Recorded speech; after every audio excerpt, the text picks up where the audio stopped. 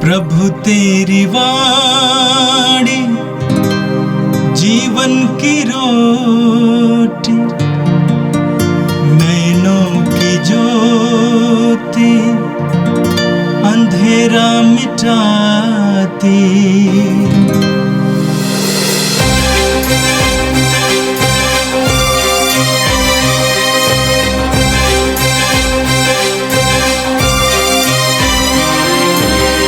प्रभु तेरी वाणी जीवन की रोटी, नैनों की ज्योति अंधेरा मिटाती। प्रभु तेरी वाणी जीवन की रोटी, नैनों की ज्योति अंधेरा मिटाती। वाणी वाणी वाणी वाणी वाणी पवित्र है, शाश्वत है, जीवन का मन्ना है। 24 दिसंबर शनिवार। पहला पाठ नबी शमूएल का दूसरा ग्रंथ, अध्याय 7, वचन संख्याएं 1 से 5, 8 से 12 और 14 से 16। जब दाऊद अपने महल में रहने लगा और प्रभु ने उसे उसके चारों ओर के सब शत्रुओं से छुड़ा दिया, तो राजा ने नबी नातान से कहा, देखिए, मैं तो देवदार के महल में रहता हूँ, किंतु ईश्वर की मंजूषा तंबू में रखी रहती है। नातान ने राजा को यह उत्तर दिया, आप जो करना चाहते हैं कीजिए, प्रभु आपका साथ देगा। उसी रात प्रभु की वाणी नातान को इस प्रकार सुनाई पड़ी, मेरे सेवक के पास जाकर यह संदेश देना, प्रभु यह कहता है, क्या तुम मेरे लिए मंदिर बनवाना चाहते हो? तुम भेड़ें चराया करते थे और मैंने तुम्हें चारागाह से बुलाकर अपनी प्रजा इस्राएल का शासक बना दिया है। मैंने तुम्हारे सब कार्यों में तुम्हारा साथ दिया और तुम्हारे सामने तुम्हारे सब शत्रुओं का सर्वनाश कर दिया है। मैं तुम्हें संसार के सबसे महान पुरुषों की जैसी ख्याति प्रदान करूँगा। मैं अपनी प्रजा इस्राएल के लिए भूमि का प्रबंध करूँगा और उसे बसाऊँगा। वह वहाँ सुरक्षित रहेगी, कुकर्मी उस पर अत्याचार नहीं कर पाएंगे। ऐसा पहले हुआ करता था जब मैंने अपनी प्रजा इस्राएल का शासन करने के लिए न्यायकर्ताओं को नियुक्त किया था। मैं उसे उसके सब शत्रुओं से छुड़ाऊंगा। प्रभु तुम्हें महान बनाएगा, प्रभु तुम्हारा वंश सुरक्षित रखेगा। जब तुम्हारे दिन पूरे हो जाएंगे और तुम अपने पुरखों के साथ विश्राम करोगे, तो मैं तुम्हारे पुत्र को तुम्हारा उत्तराधिकारी बनाऊंगा और उसका राज्य बनाए रखूंगा। मैं उसका पिता होऊंगा और वह मेरा पुत्र होगा। तुम्हारा वंश और तुम्हारा राज्य मेरे सामने बने रहेंगे और उसका सिंहासन अनंत काल तक सुदृढ़ रहेगा। यह प्रभु की वाणी है। संत लूकस के अनुसार आज का पवित्र सुसमाचार, अध्याय 1 वाक्यांश 67 से 79 तक। योहन का पिता जकरियस पवित्र आत्मा से परिपूर्ण हो गया और उसने यह कहते हुए भविष्यवाणी की, धन्य है प्रभु इस्राएल का ईश्वर, उसने अपनी प्रजा की सुधि ली है और उसका उद्धार किया है। उसने अपने दास दाऊद के वंश में हमारे लिए एक शक्तिशाली मुक्तिदाता उत्पन्न किया है। वह अपने पवित्र नबियों के मुख से प्राचीन काल से यह कहता आया है कि वह शत्रुओं और सब बैरियों के हाथ से हमें छुड़ाएगा और अपने पवित्र विधान को स्मरण कर हमारे पूर्वजों पर दया करेगा। उसने शपथ खाकर हमारे पिता इब्राहिम से कहा था कि वह हमको शत्रुओं के हाथ से मुक्त करेगा, जिससे हम निर्भयता, पवित्रता और धार्मिकता से जीवन भर उसके सम्मुख उसकी सेवा कर सके। हे बालक, तू सर्वोच्च प्रभु का नबी कहलाएगा, क्योंकि तू प्रभु के आगे चलेगा, जिससे तू उसका मार्ग तैयार करे और उसकी प्रजा को मुक्ति का ज्ञान कराए, जो पापों की क्षमा द्वारा उसे मिलने वाली है। हमारे ईश्वर की प्रेमपूर्ण दया से हमें स्वर्ग से प्रकाश प्राप्त होगा, जो अंधकार और मृत्यु की छाया में बैठने वालों को ज्योति प्रदान करे और हमारे चरणों को शांति पथ पर अग्रसर करे। यह प्रभु का दिव्य सुसमाचार है। क्रिस्त प्रभु की जय। क्रिस्त में प्यारे भाइयों और बहनों, आज का पहला पाठ हम सामुएल का दूसरा ग्रंथ से पढ़ते हैं और वहाँ पे राजा दाऊद और नातान के बारे में सुनते हैं। और आज के दूसरे पाठ अर्थात सुसमाचार में सुनेंगे, वहाँ पे जक्कैयस के बारे में सुनेंगे।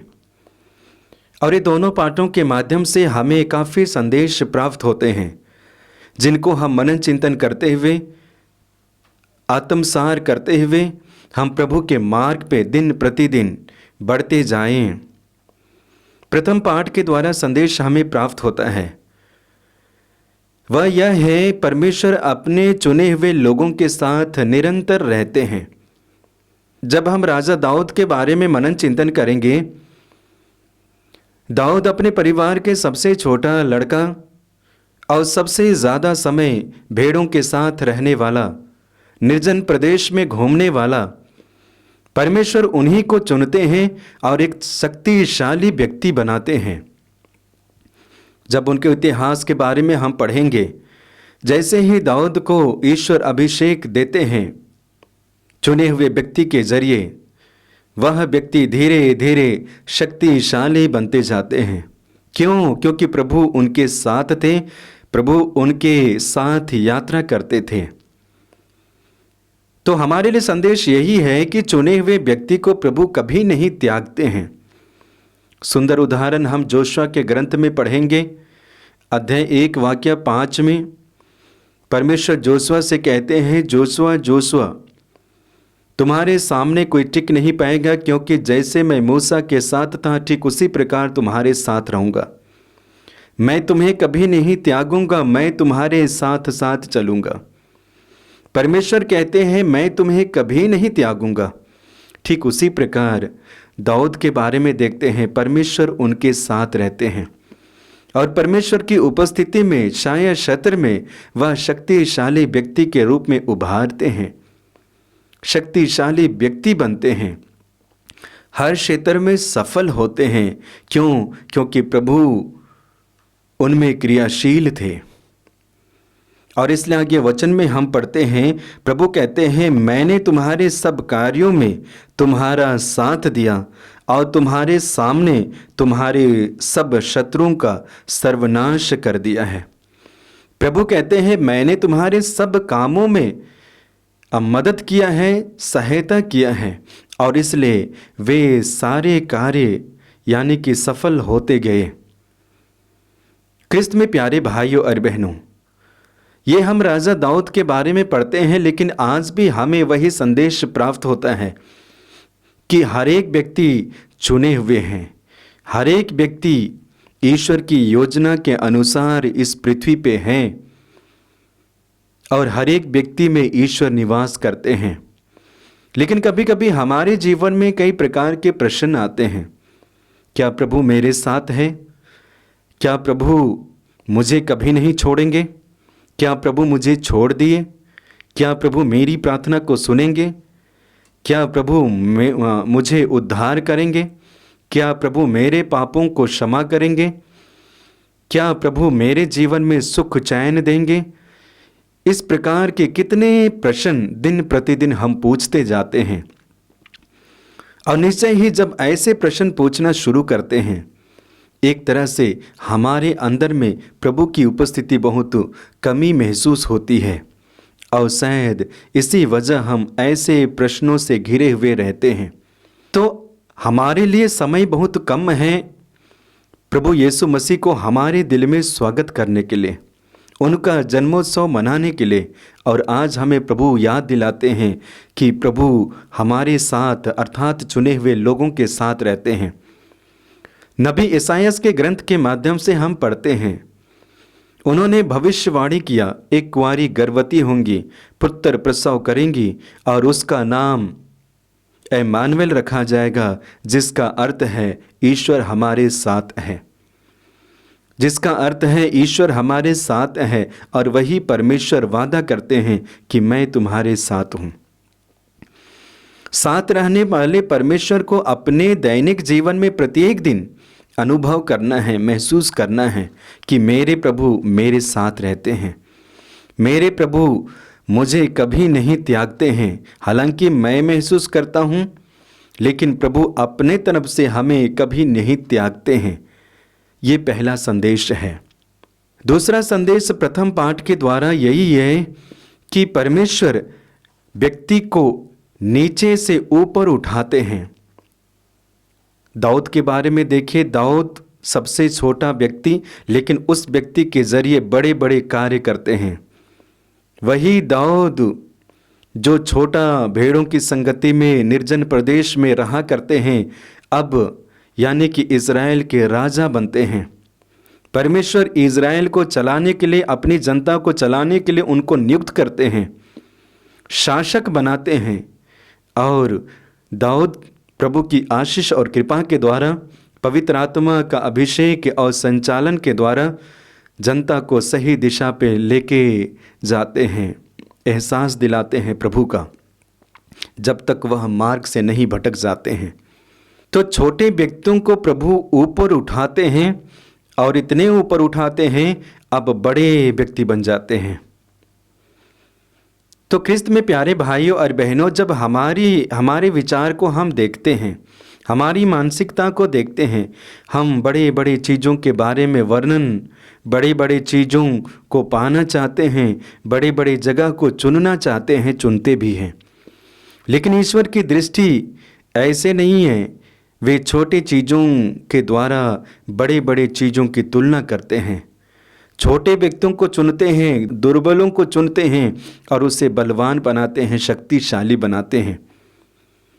तो यदि हम व्यक्तिगत जीवन में देखेंगे तो हम भी एक तरह से कमज़ोर और दुर्बल हैं। मनुष्य होने के नाते एक एक व्यक्ति के अंदर में काफ़ी कमजोरी है। समय समय पे गिरते हैं, समय समय पे उठते हैं और समय समय पे मार्गों से भटक जाते हैं और समय समय पर पापों को अपने जीवन में जगह देते हैं। और जब हम अपने ही बारे में सोचते हैं तो एक तरह से घिन और तुच्छ महसूस होता है, छोटा महसूस होता है और इसलिए प्रभु से प्रश्न करते हैं। लेकिन परमेश्वर की दृष्टि निरंतर हमारे जीवन में रहती है और इसलिए हमें छोटे होने के बावजूद भी, नीचे जगह पे होने के बावजूद भी ऊपर उठाते हैं और एक शक्तिशाली व्यक्ति बनाते हैं। सुंदर उदाहरण हम माता मरियम के बारे में देखते हैं, योसेफ के बारे में देखते हैं।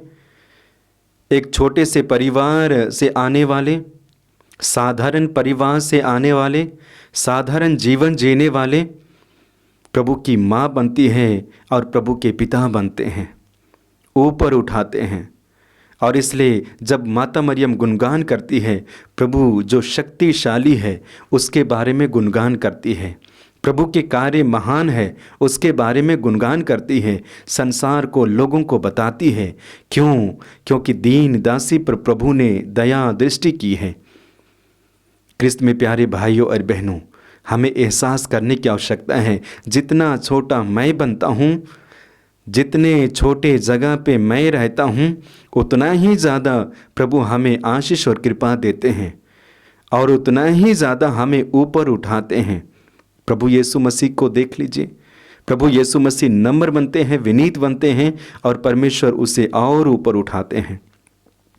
तो ये हमारे लिए संदेश है कि जब हम प्रभु यीशु मसीह के जन्मोत्सव को मनाने वाले हैं, वह प्रभु यीशु मसीह जो अपने आप को छोटा बनाया, दास बनाया, वचन में पढ़ते हैं और परमेश्वर उसे ऊपर उठाया, ठीक उसी प्रकार जब हम अपने आप को नम्र बनाते हैं, विनीत बनाते हैं, छोटा करते हैं, परमेश्वर हमें ऊपर उठाते हैं। ये दूसरा संदेश है। ख्रिस्त में प्यारे भाइयों और बहनों, आइए हम सुसमाचार में प्रवेश करते हैं। जब हम सुसमाचार में प्रवेश करेंगे, वहाँ पे जक्कैयस के बारे में वर्णन पाते हैं, यूहन्ना के पिता के बारे में। वचन के शुरुआत में हम पढ़ते हैं, वह पवित्र आत्मा से परिपूर्ण हो गए। यूहन्ना का पिता जक्कैयस पवित्र आत्मा से परिपूर्ण हो गया और उसने यह कहते हुए भविष्यवाणी की। जब वह पवित्र आत्मा से भर गए, पवित्र आत्मा से जब वे भर गए, भविष्यवाणी करना शुरू करते हैं। किसके बारे में भविष्यवाणी करते हैं? ईश्वर के बारे में वर्णन करते हैं, ईश्वर के बारे में बताते हैं, ईश्वर जो शक्तिशाली है उसके बारे में वर्णन करते हैं। अब हम जकरियस के जीवन में देखेंगे, कुछ समय उन्होंने अंधकारपन को महसूस किया। क्यों? क्योंकि उन्हें भी पुत्र का वरदान नहीं मिला था। लेकिन अंतिम पल में, जीवन के कुछ वर्षों के बाद, परमेश्वर उन्हें आशीर्वाद देते हैं, कृपाओं से भरते हैं और उन्हें पुत्र का वरदान देते हैं, और उसका नाम यूहन्ना है। और यूहन्ना के बारे में ही भी हम देखते हैं, वही यूहन्ना जो ये साधारण परिवार से आते हैं, शक्तिशाली व्यक्ति बनते हैं, यानी कि प्रभु यीशु मसीह के लिए मार्ग तैयार करने वाला व्यक्ति बनते हैं। जितने भी लोगों का मन और हृदय तैयार नहीं रहा प्रभु को स्वागत करने और स्वीकार करने के लिए, ऐसे लोगों को तैयार करते हैं, ऐसे लोगों के हृदय को तैयार करते हैं ताकि प्रभु के आगमन पर वे यीशु मसीह को स्वीकार कर पाए। छोटा व्यक्ति लेकिन बड़ा कार्य करते हैं। ये क्या दर्शाता है? दर्शाता है यही है कि प्रभु अपने चुने हुए लोगों के साथ रहते हैं। ठीक उसी प्रकार आज जकरियस के बारे में देखते हैं, जो भविष्यवाणी करते हैं, धन्य है प्रभु इज़राइल का ईश्वर, उसने अपनी प्रजा की सुधि ली है और उसका उद्धार किया है। उसने अपने दास दाऊद के वंश में हमारे लिए एक शक्तिशाली मुक्तिदाता उत्पन्न किया है। इस तरह से जकरियस अपने व्यक्तिगत अनुभव को साझा करते हैं। तो ख्रिस्त में प्यारे भाइयों और बहनों, जब आज इन पाठों के बारे में हम सुनते हैं तो हमारे लिए भी यही संदेश है कि जैसे प्रभु ने जकरियस के परिवार में आशीषों और कृपाओं से भरे और एक तरह से अंधकार में जीवन में प्रकाश लेके आए, ठीक उसी प्रकार हमारे जीवन में भी प्रकाश लाते हैं।